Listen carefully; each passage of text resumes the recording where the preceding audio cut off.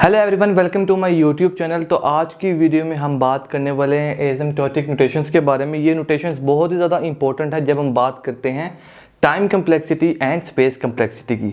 अगर हम इसके डेफिनेशन की तरफ जाएं तो डेफिनेशन से ही पता लग जाता है कि ये नोटेशंस किस लिए यूज़ होती हैं। देखो, हमने ये देखना है कि हम जितना अपना इनपुट साइज इंक्रीज़ करें, उस इनपुट साइज के इंक्रीज होने से ऑपरेशंस कितने इंक्रीज हो रहे हैं। मतलब कि ये नोटेशंस हमारी कहाँ पे हेल्प करेंगी, ये नोटेशंस हमें बताएंगी कि हमारा इनपुट साइज इंक्रीज होने से, जिसको हम n कह रहे हैं, हमारा इनपुट साइज इंक्रीज होने से हमारे ऑपरेशंस कितने इंक्रीज हो रहे हैं। ये हमारे ऑपरेशंस कितने इंक्रीज हो रहे हैं, ये नोटेशंस हमें ये फाइंड करने में हेल्प करेंगी। अब इन नोटेशंस की तीन मेजर टाइप हैं और वो तीन मेजर टाइप्स मैं आपको एक थोड़े डिफरेंट तरीके से समझाना चाहता हूँ। मैं अगर बात करूँ कोई भी प्रॉब्लम की, कोई भी प्रॉब्लम है, तो मैं कहूँगा कि उस प्रॉब्लम को हम तीन कैटेगरीज में डिवाइड कर सकते हैं। उस प्रॉब्लम को, जब हम उस प्रॉब्लम का सलूशन निकालने जाएंगे तो हम उस प्रॉब्लम को तीन कैटेगरीज में डिवाइड कर सकते हैं। हम कह सकते हैं कि पहली कैटेगरी के बेस्ट, यानी कि फॉर एग्जाम्पल हम एक एग्जाम्पल लेते हैं, एक एरे की। मिसाल के तौर पर मुझे एक प्रॉब्लम है मेरे पास, और प्रॉब्लम ये है कि ये एक एरे है जिसके अंदर 6 आइटम्स हैं और इसका लास्ट इंडेक्स जो है वो 5 है। ठीक है, एरे तो सारों को पता है ना। तो यहाँ पे प्रॉब्लम क्या है, यहाँ पे प्रॉब्लम ये है कि जनाब मुझे इसमें से एक कलर फाइंड करना है, मुझे इनमें से एक कलर फाइंड करना है। और वो कलर क्या है, अब मैं कलर कोई भी ले सकता हूँ, लेकिन मैं अभी के लिए कलर ले लेता हूँ रेड। कलर क्या है जी, रेड। मुझे कलर फाइंड करना है, वो कलर क्या है, रेड। अब मैं आपसे पूछता हूं कि मैंने एक लूप चलाई और उस लूप से मुझे एक कलर फाइंड करना जिस कलर का नाम है रेड। तो आप मुझे बताओ कि वो लूप कितनी दफ़ा चलेगी। आप लोग इजीली बता दोगे कि वो लूप चलेगी एक दफ़ा, यानी कि एक दफ़ा लूप चलेगी और यहां से हमें मिल जाएगा रेड। ठीक है, तो यहां पे लूप कितनी दफ़ा चली, एक दफ़ा। ठीक है, अब मैं इसको थोड़ा बदल देता हूं, मैं कहता हूं कि मुझे वाइट फाइंड करना है। मुझे कौन सा कलर फाइंड करना है, मुझे वाइट कलर फाइंड करना है। तो अब आप कहोगे कि हाँ, अब एक दफ़ा, 2, 3, 4, 5, 6, यानी कि अब 6 दफ़ा लूप चलेगी और हमारा वाइट कलर हमें फाइंड हो जाएगा।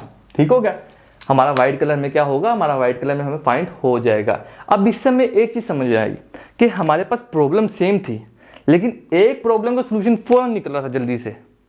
यानी कि प्रॉब्लम तो सेम थी, कलर ही फाइंड करना था, लेकिन एक प्रॉब्लम का सॉल्यूशन कलर फाइंड करना विच इज रेड, वो यूं निकल रहा था फौरन कांस्टेंट टाइम में।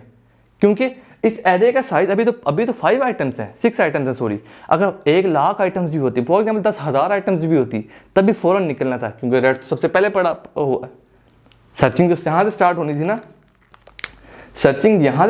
थी ना, तो अगर इस एरे में 10,000 आइटम्स भी होती तब भी क्या होना था, तब भी यूं हमें रेड कलर मिल जाना था। ठीक है, तो प्रॉब्लम सेम है, मगर एक कलर फाइंड करने में टाइम बहुत कम लग रहा है और उसी दूसरा कलर फाइंड करने में हमें बहुत ज़्यादा टाइम लग रहा है। अब यहाँ पे मैं कहता हूँ कि यहाँ पे 6 आइटम्स हैं। ठीक है, लास्ट वन वाइट है। अगर मैं कहता हूँ कि मेरे एरे का साइज 10,000 है और वाइट एंड वाले आइटम इंडेक्स में मौजूद है, तब कितना टाइम लगेगा, तब कितनी दफ़ा लूप चलेगी, 10,000 दफ़ा। कितनी दफ़ा चलेगी, क्योंकि एरे का साइज के 10,000 और एंड वाले बॉक्स में, यानी कि एरे के एंड वाले इंडेक्स में वाइट पड़ा है। इससे एक चीज़ समझ आई कि एक एल्गोरिदम की 2 मेन चीज़ें निकल रही हैं। एक एल्गोरिदम 2 चीज़ें फाइंड करके दे रही है। एक ये कि बेस्ट केस क्या है हमारा, कि एक कलर को फाइंड मैंने करना है, वो कितनी जल्दी फाइंड हो सकता है, फ़ौरन यूँ फाइंड हो जाएगा। ठीक है, एक प्रॉब्लम का बेस्ट केस है और उसी प्रॉब्लम का सबसे वर्स्ट केस भी है विच इज वाइट, यानी कि एक प्रॉब्लम का सबसे अच्छा केस है और सबसे बुरा केस है। ठीक हो गया, ये जो बेस्ट केस है, जिसको मैं बेस्ट केस कह रहा हूं, यहां पे मैं लिख देता हूं, जिसको मैं बेस्ट केस कह रहा हूं उसको हम कहते हैं बिग ओमेगा, उसको हम कहते हैं बिग ओमेगा। ये नोटेशन की होगी पहली टाइप। ये हमें बताती है कि एल्गोरिदम में सबसे बेस्ट केस क्या होने वाला है। ओके, ये हमें बताता है, ये जो नोटेशन है, पहला नोटेशन, ये बिग ओमेगा हमें बताती है कि एक जो एल्गोरिदम है उसमें बेस्ट केस क्या होने वाला है। फाइन। दूसरा केस मैंने कहा था वाइट, ये सबसे वर्स्ट केस क्योंकि एंड में पड़ा हुआ वाइट, ठीक है। तो इसको कहते हैं हम वर्स्ट केस, यानी कि नोटेशन की जुबान में कहते हैं हम इसे बिग ओ। और बिग ओ ये बताता है कि इस एल्गोरिदम का सबसे वर्स्ट केस क्या होने वाला है।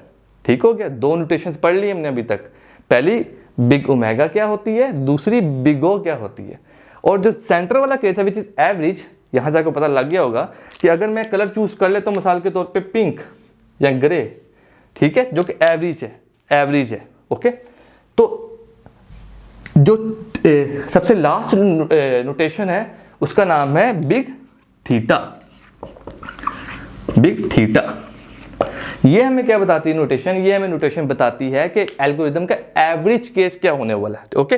अब एक रियल लाइफ एग्जांपल लेते हैं और फिर इस वीडियो को एंड करते हैं। आगे डिटेल में बात करेंगे बिग ओमेगा के, थीटा के, बिग ओ की। अब एक रियल लाइफ एग्जांपल लेते हैं।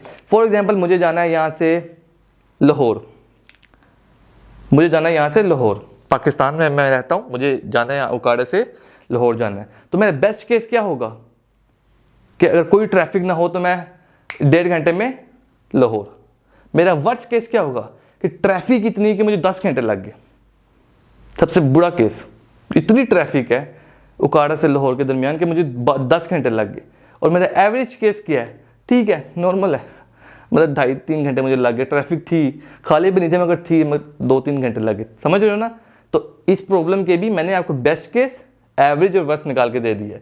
तो दुनिया में जितने भी प्रॉब्लम्स हैं उनके 3 केसेस होते ही होते हैं, इसलिए हम ये 3 केसेस पढ़ने जा रहे हैं। और आगे वाले आने वाली वीडियो में बिग थीटा के बारे में, बिग ओमेगा के बारे में, बिग ओ के बारे में डिटेल में बात करेंगे। जो मोस्ट कॉमन नोटेशन यूज होती है वो यूज होती है बिग ओ, और उसका भी एक रीजन है जो कि आने वाली वीडियो में बात करेंगे। Thanks for watching this video and I will see you in the next lecture.